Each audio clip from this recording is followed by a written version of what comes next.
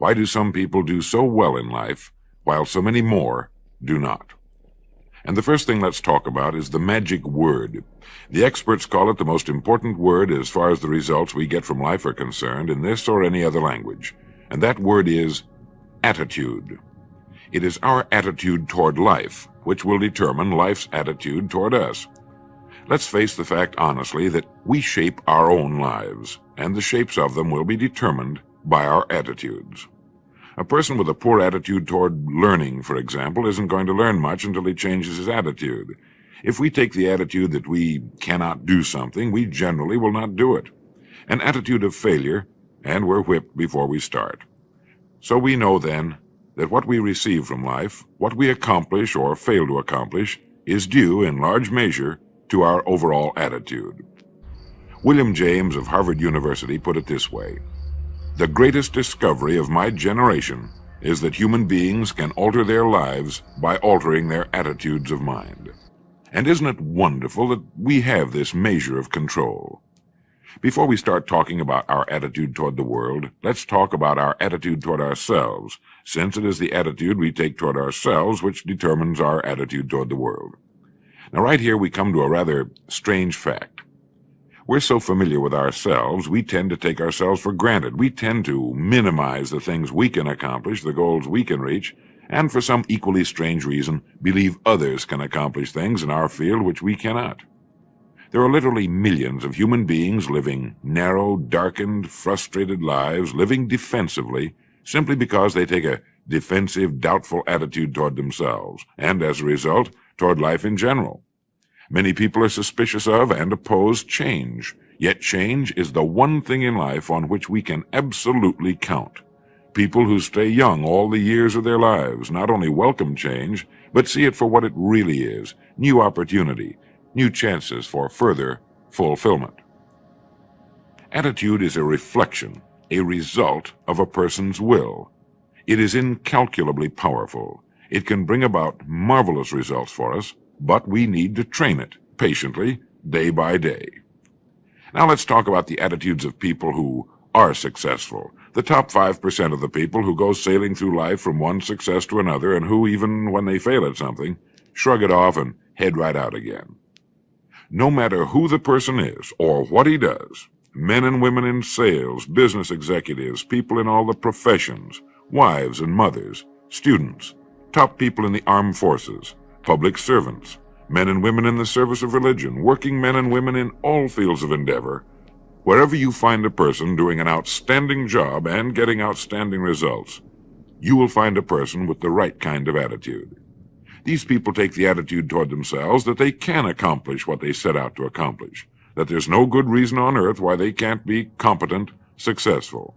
They have a healthy attitude toward themselves and, as a result, toward life and the things they want to accomplish. And because of this, they achieve some remarkable things, and they come to be called successful, outstanding, brilliant, lucky, and a lot of other things. They're quite frequently no more brilliant or outstanding than the majority of the people by whom they're surrounded. But they did develop the right attitude, and they found their accomplishments not too difficult, and many times surprisingly easy, simply because it seems that so few are really trying, really believe in themselves. Successful people come in all shapes and sizes and in widely varying degrees of intelligence, background, and so on. But they all have one thing in common. They expect more good out of life than bad. They expect to succeed more than they fail.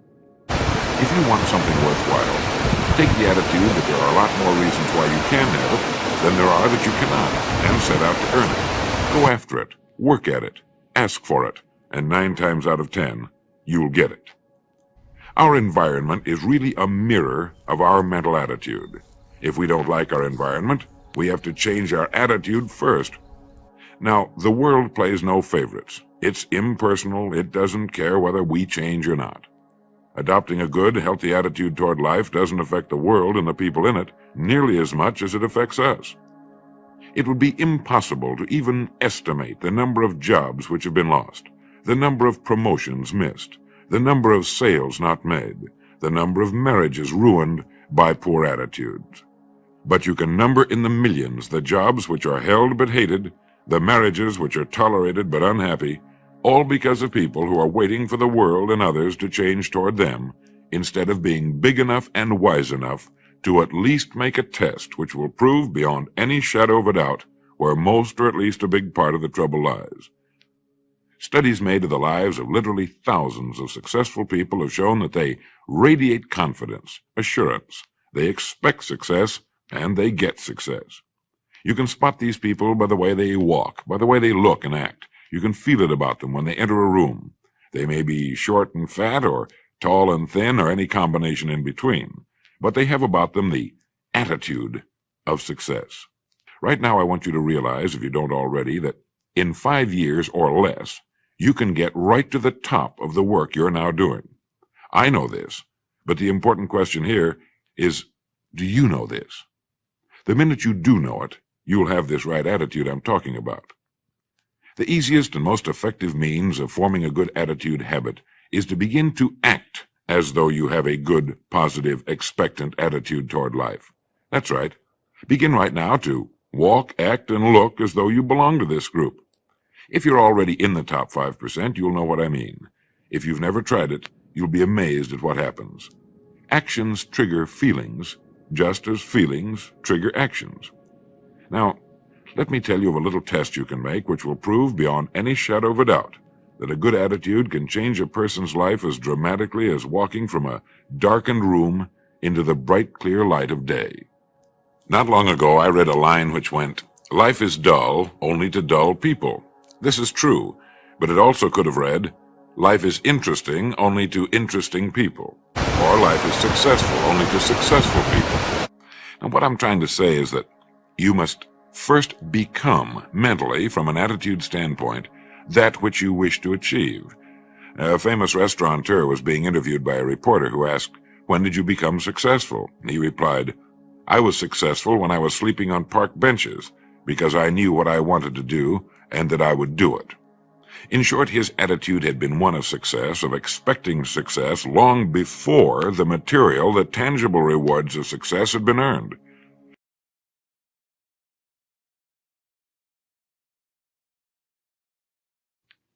Chances are you know people who seem to be what others call lucky. All kinds of good and wonderful things seem to happen to them, and they give the impression of happily sailing through life, having a wonderful time, and getting more accomplished in a year than most people do in 5.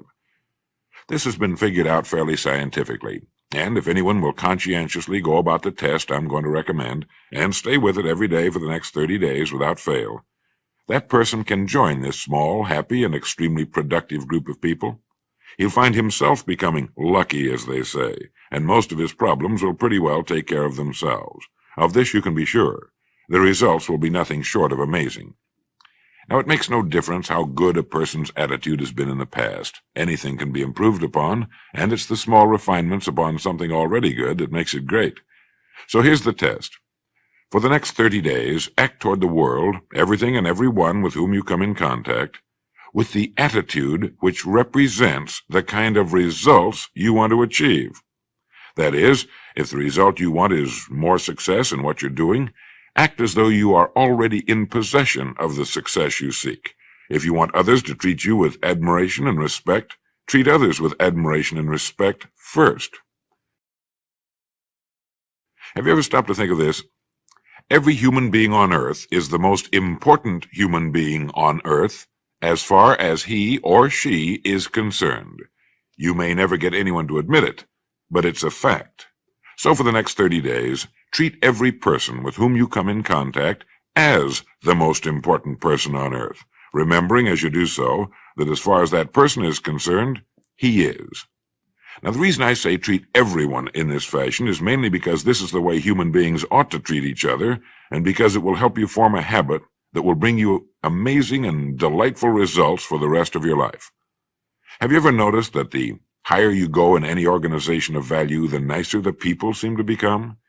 You see, the bigger the person, the easier it is to talk to him, to get along with him, to do business with him. Do you know why?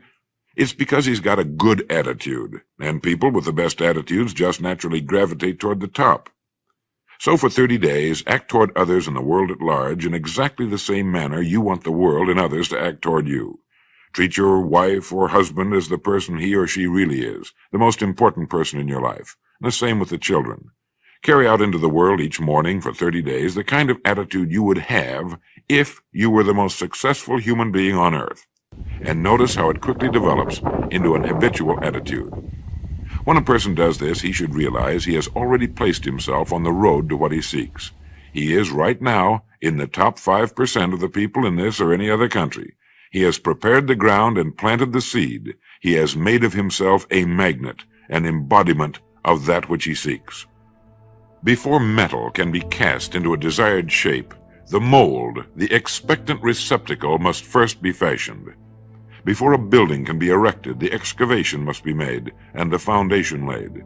And before a person can achieve the kind of life he wants, he must become that kind of individual. He must think, act, talk, walk, and conduct himself in all of his affairs as would the person he wishes to become.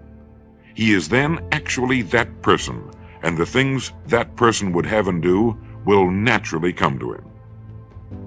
Almost immediately, a change will be noticed. Irritations that used to frustrate and annoy disappear. When some less informed individual gives you a bad time, stay on the track. When someone cuts in front of you with his car or acts in any other manner that shows his ignorance and lack of courtesy, don't permit yourself to drop to his level.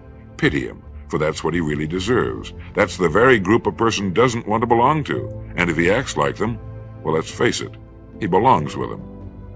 There's nothing in the world that men, women, and children want and need more than the feeling that they're important, that they're needed and respected. They will give their love, their affection, their respect, and their business to the person who fills this need.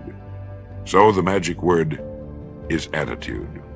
And in summing up, a few points to keep in mind. 1. It is our attitude at the beginning of a task which, more than anything else, will affect its successful outcome. 2.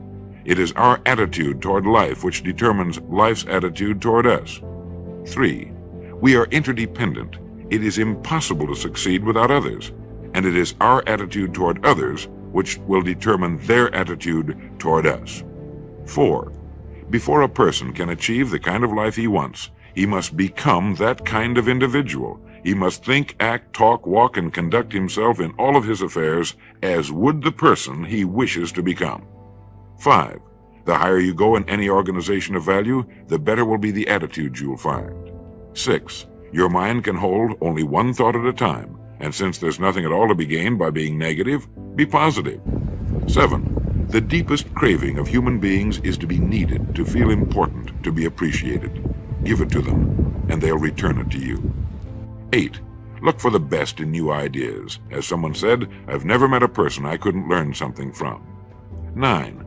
Don't waste valuable time broadcasting personal problems. It probably won't help you. It cannot help others. 10. Don't talk about your health unless it's good. 11. Radiate the attitude of well-being, of confidence, of a person who knows where he's going. This will inspire those around you, and you'll find good things will begin happening to you. And 12, lastly, for the next 30 days, treat everyone with whom you come in contact as the most important person on earth. If you'll do this for 30 days, you'll do it for the rest of your life. Remember the words of Walter Dill Scott of Northwestern University. Success or failure in any undertaking is caused more by the mental attitude even than by mental capacities. Thank you.